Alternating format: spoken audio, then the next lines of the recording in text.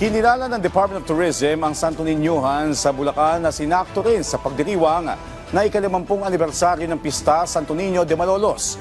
May tuturing din nila itong isang refleksyon ng pagiging isang dakilang lahi ang pagpapatuloy sa tradisyong ito. Ang detalye sa balitang pambansa ni Jane Frias Velasco ng PIA Central Luzon. Bahagi na ng Philippine Experience Program ng Department of Tourism ang taunang Santo Niño de Malolos Festival na ngayon binigyan ng branding na Santo Niñohan sa Malolos. Ang pagkinalang ito ng ahensya ay itinaon sa ika-50 taong anibersaryo ng naturang festival kung saan tampok ang isang grand exhibit sa Bulacan Capitol Gymnasium.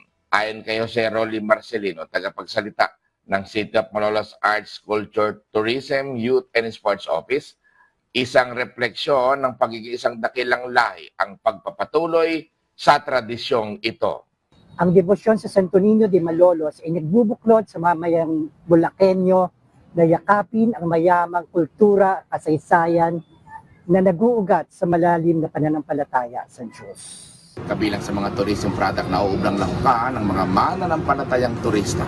Ang sinasabing pinakamahabang prosesyon ng Santo Niño dito sa Luzon. Aabot sa 286 na mga karosa ang lalahok dito na nakatakdang ganapin sa January 26, 2025. Mula sa Philippine Information Agency Gitnang Luzon, Shane Frias Velasco para sa Balitang Pambansa.